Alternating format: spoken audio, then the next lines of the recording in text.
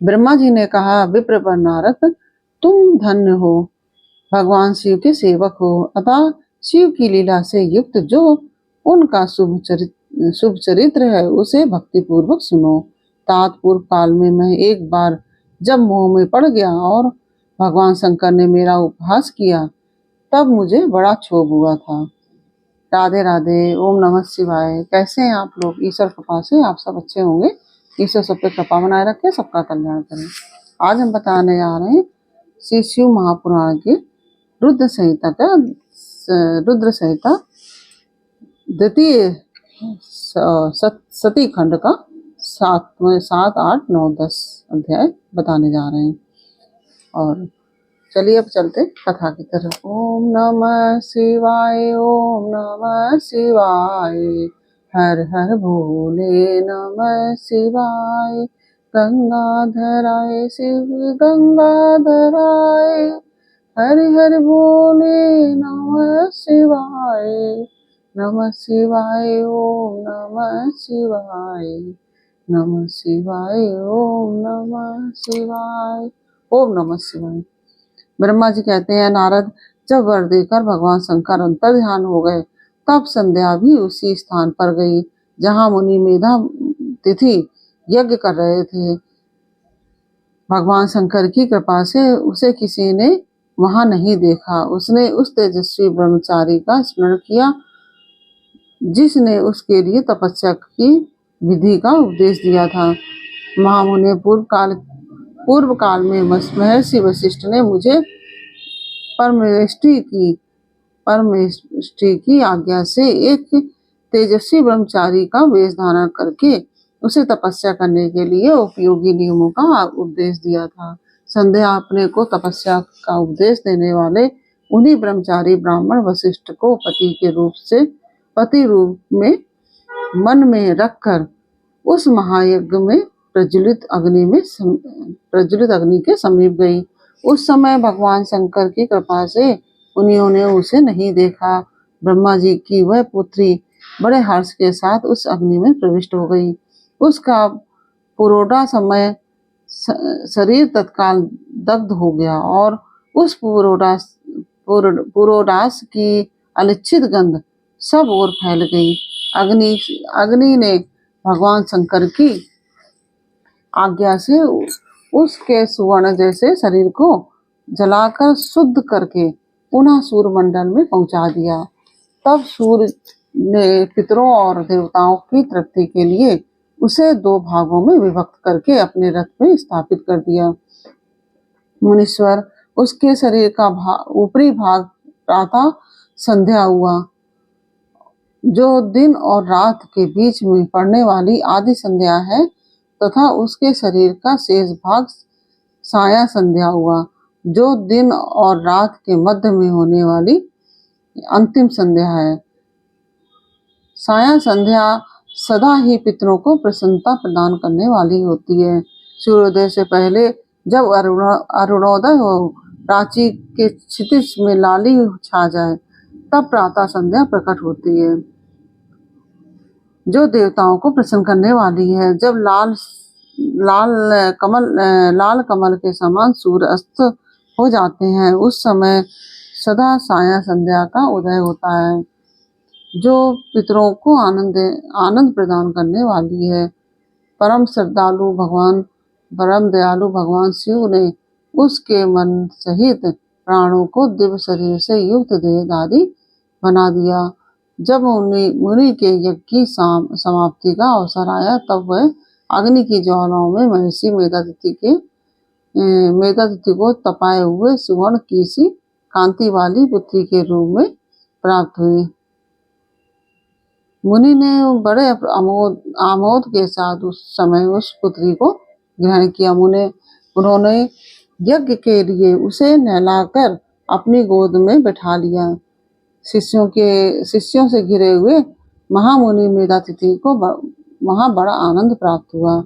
उन्होंने उसका नाम अरुंधति रखा।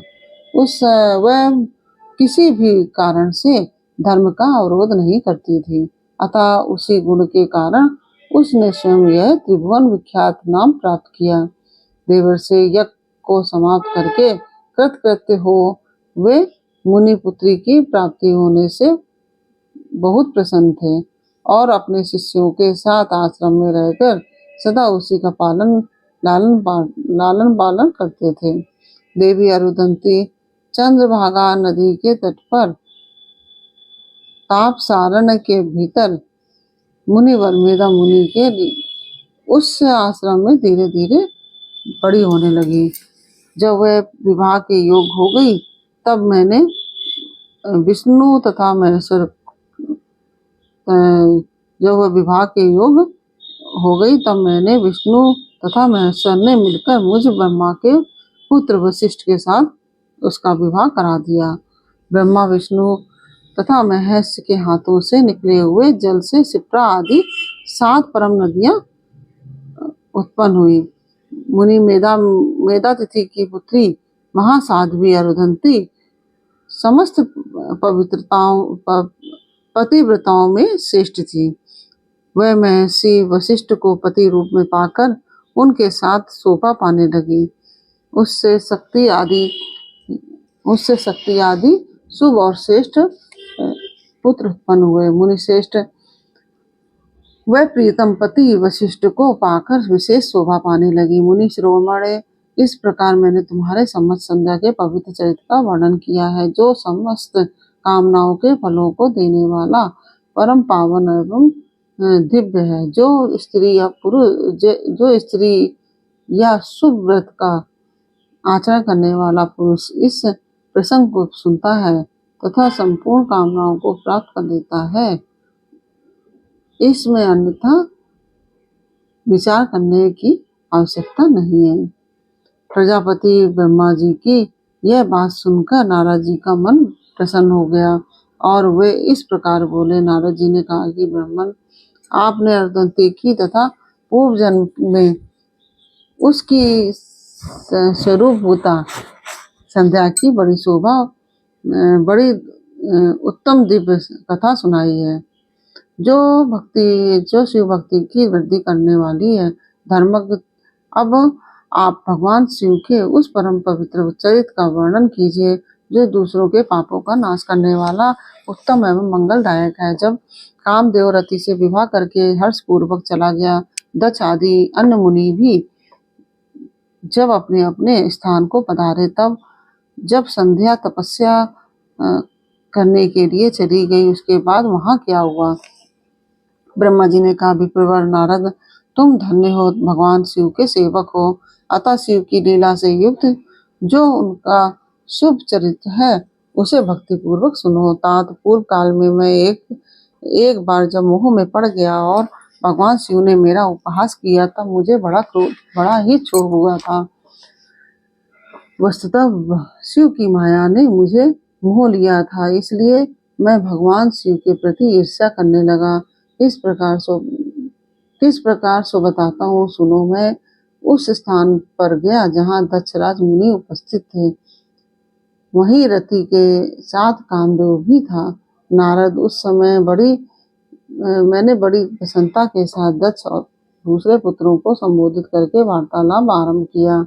उस वार्तालाप के समय मैं शिव की माया से पूर्णतया मोहित था। अतः मैंने कहा कि पुत्रों, तुम्हें ऐसा प्रयास करना चाहिए कि जिससे महादेव जी किसी कमनीय कांति वाली स्त्री का परिग्रहण करें। इसके बाद मैंने भगवान शिव को मोहित करने का भार रति सहित कामदेव को सौंपा। कामदेव ने मेरी आज्ञा मानकर कहा कि प्रभु, सुंदरी स्त्री ही मेरा अस्त्र है, अतः शिव जी को मोहित करने के लिए किसी नारी की सृष्टि कीजिए। यह सुनकर मैं चिंता में पड़ गया और लंबी सांस खींचने लगा। मेरे उस निश्वास से राशि राशि पुष्पों से विभूषित बसंत का प्रादुर्भाव हुआ। बसंत और मलयानिल ये दोनों मदन के सहायक हुए। इनके साथ जाकर कामदेव ने वामदेव को मोहने की बारंबार चेष्टा की, परंतु उसे सफलता न मिली। जब वह निराश होकर लौट आया, तब उसकी बात सुनकर मुझे बड़ा दुख हुआ। उस समय मेरे मुख से जो निश्वास वायु चली, उससे मारगणों की उत्पत्ति हुई। उस समय जो मेरे मुख से निश्वास वायु चली, उससे मारगणों की उत्पत्ति हुई। उन्हें मदन की सहायता के लिए आदेश देकर मैंने पुनः उन सबको शिव जी के पास भेजा, परंतु महान प्रयत्न करने पर भी वे भगवान शिव को मुंह में न डाल सके। काम सपरिवार लौट आया और मुझे प्रणाम करके अपने स्थान को चला गया। उसके चले जाने पर मैं मन ही मन सोचने लगा कि निर्विकार तथा मन को वश में रखने वाले योग परायण भगवान शंकर किसी स्त्री को अपनी सहधर्मिणी बनाना कैसे स्वीकार करेंगे। यही सोचते सोचते मैंने भक्ति भाव से उन भगवान श्री हरि का स्मरण किया, जो साक्षात शिव स्वरूप है, शिव स्वरूप तथा मेरे शरीर के जन्मदाता हैं। मैंने दीन वचनों से युक्त शुभ स्तोत्रों द्वारा उनकी स्तुति की। उस स्तुति को सुनकर भगवान शीघ्र ही मेरे सामने प्रकट हो गए। उस स्तुति को सुनकर भगवान शीघ्र ही मेरे सामने प्रकट हो गए। उनके 4 भुजाएं शोभा पाती थी, नेत्र प्रफुल्ल कमल के समान सुंदर थे। उन्होंने हाथों में शंख चक्र गदा और पद्म ले रखे थे। उनके श्याम शरीर पर पीताम्बर की बड़ी शोभा हो रही थी। वे भगवान श्री हरि भक्त प्रिय हैं। अपने भक्त उन्हें बहुत प्यारे हैं। सबके उत्तम शरणदाता उन श्री हरि को उस रूप में देखकर मेरे नेत्रों से प्रेम आश्रियों की धारा बह निकली और मैंने गदगद कंठ से बारंबार उनकी स्तुति करने लगा। मेरे उस स्तोत्र को सुनकर अपने भक्तों के दुख दूर करने वाले भगवान श्री विष्णु बहुत प्रसन्न हुए और शरण में आए हुए मुझ ब्रह्मा से बोले, महाप्राज्ञ विधाता लोक सृष्टा ब्राह्मण, तुम धन हो। बताओ तुमने किस लिए आज मेरा स्मरण किया और किस निमित्त से यह स्थिति की जा रही है। तुम पर कौन सा महान दुख आ पड़ा है, उसे मेरे सामने इस समय कहो, मैं वह सारा दुख मिटा दूंगा। इस विषय में कोई संदेह या अन्यथा विचार नहीं करना चाहिए। तब ब्रह्मा जी ने सारा प्रसंग सुनाकर कहा, केशव, यदि भगवान शिव किसी तरह पत्नी को ग्रहण कर ले तो मैं सुखी हो जाऊंगा। मेरे अंतःकरण का सारा दुख दूर हो जाएगा। इसीलिए मैं आपकी शरण में आया हूँ। मेरी यह बात सुनकर भगवान मधुसूदन हंस पड़े और मुझ लोक सृष्टा ब्रह्मा का हर्ष बढ़ाते हुए मुझसे शीघ्र ही बोले कि विधाता, तुम मेरा वचन सुनो। यह तुम्हारे भ्रम का निवारण करने वाला है। मेरा वचन ही वेद शास्त्र आदि का वास्तविक सिद्धांत है। शिव ही सबके कर्ता भर्ता पालक और हर्ता संहारक हैं तथा वे ही परात्पर परब्रह्म परेश निर्गुण नित्य अनिर्देश निर्विकार अद्वितीय अच्युत अनंत सबका अंत करने वाले स्वामी और सर्वव्यापी परमात्मा एवं परमेश्वर हैं। सृष्टि पालन और संहार के कर्ता, तीनों गुणों को आश्रय देने वाले व्यापक ब्रह्मा विष्णु और महेश नाम से प्रसिद्ध रजोगुण सत्वगुण तथा तमोगुण से परे माया से ही वेद युक्त प्रतीत होने वाले निरीह माया रहित माया के स्वामी या प्रेरक चतुर सगुण स्वतंत्र आत्मानंद स्वरूप निर्विकल्प आत्माराम निर्द्वंद भक्त परवश सुंदर विग्रह से सुशोभित योगी नित्य योग परायण योग मार्गदर्शक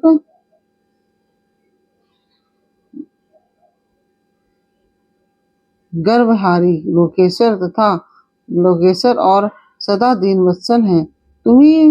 तुम उन्हीं की शरण में जाओ, सर्वात्मा शंभु का भजन करो, इससे संतुष्ट होकर वे तुम्हारा कल्याण करेंगे। ब्राह्मण, यदि तुम्हारे मन में यह विचार हो कि शंकर पत्नी का पारिग्रहण करें तो शिवा को प्रसन्न करने के उद्देश्य से शिव का स्मरण करते हुए उत्तम तपस्या करो। अपने उस मनोरथ को हृदय में रखते हुए देवी शिवा का ध्यान करो। वे देवेश्वरी यदि प्रसन्न हो जाए तो सारा कार्य सिद्ध कर देंगी। यदि शिवा सगुण रूप से अवतार ग्रहण करके लोक में किसी की पुत्री हो, मानव शरीर ग्रहण करें, तो वे निश्चय ही महादेव जी की पत्नी हो सकती हैं। ब्राह्मण, तुम दक्ष को आज्ञा दो, वे भगवान शिव के लिए पत्नी का उत्पादन करने के निमित्त स्वतः भक्ति भाव से प्रयत्न पूर्वक तपस्या करें। तात शिवा और शिव दोनों को भक्त के अधीन जानना चाहिए। वे निर्गुण परब्रह्म स्वरूप होते हुए भी स्वेच्छा से सगुण हो जाते हैं। विधे, भगवान शिव की इच्छा से प्रकट हुए हम दोनों ने जब उनसे प्रार्थना की थी, तब पूर्व काल में भगवान शंकर ने जो बात कही थी उसे याद करो। ब्राह्मण, तो वह अपनी शक्ति से सुंदर लीला विहार करने वाले निर्गुण शिव ने स्वेच्छा से सगुण होकर मुझको और तुमको प्रकट करने के पश्चात तुम्हें तो सृष्टि कार्य करने का आदेश दिया था, और उमा सहित उन अविनाशी सृष्टिकर्ता प्रभु ने मुझे उस सृष्टि के पालन का कार्य सौंपा। फिर नाना लीला विशारद उन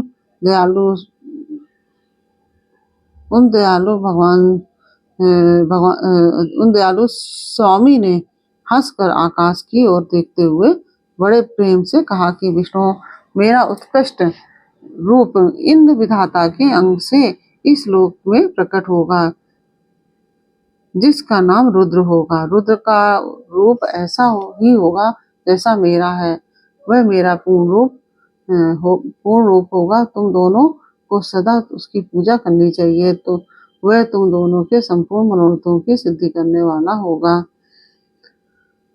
वही जगत का प्रलय करने वाला होगा। वह समस्त गुणों का दृष्टा, निर्विशेष एवं उत्तम योग का पालक होगा। यद्यपि तीनों देवता मेरे ही रूप है, तथापि विशेषता रुद्र मेरा पूर्ण रूप होगा। पुत्रों, देवी उमा के भी 3 रूप होंगे। एक रूप का नाम लक्ष्मी होगा, और जो इन श्रीहरि की पत्नी होंगी। दूसरा रूप ब्रह्म पत्नी सरस्वती का है। तीसरा रूप सती के नाम से प्रसिद्ध होगा। सती उमा का पूर्ण रूप होगी, और वे ही भावी रुद्र की पत्नी होंगी। और ऐसा कहकर भगवान महेश्वर हम पर कृपा करने के पश्चात वहां से अंतर्ध्यान हो गए, और हम दोनों सुखपूर्वक अपने अपने कार्य में लग गए। ब्राह्मण, समय पाकर मैं और तुम दोनों पत्सा पत्नी हो गए, और साक्षात भगवान शंकर रुद्र नाम से अवतीर्ण हुए। वे इस समय कैलाश पर्वत पर निवास करते हैं। ब्रजेश्वर, अब शिवा भी सती नाम से अवतीर्ण होने वाली हैं, अतः तुम्हें उनके उत्पादन के लिए ही प्रयत्न करना चाहिए। ऐसा कहकर मुझ पर बड़ी भारी दया करके भगवान विष्णु अंतर्धान हो गए, और मुझे उनकी बातें सुनकर बड़ा ही आनंद प्राप्त हुआ। इस प्रकार यह अध्याय पूर्ण हुआ। यह अध्याय आपको कैसा लगा ये हमें कमेंट बॉक्स में अवश्य बताइए। अच्छा लगा हो तो वीडियो को लाइक शेयर अवश्य कीजिए, और कमेंट में ओम नमः शिवाय अवश्य लिखिए। और यदि आपने हमारे चैनल को सब्सक्राइब नहीं किया तो प्लीज़ हमारे चैनल को सब्सक्राइब कर लीजिए, और बेल आइकन बटन अवश्य दबा दीजिए, जिससे कि हमारे आने वाले सारे वीडियोस आपको प्राप्त हो सके। फिर मिलते हैं आपसे अगले अध्याय के साथ अगले वीडियो में। तब तक के लिए ओम नमः शिवाय। राधे राधे।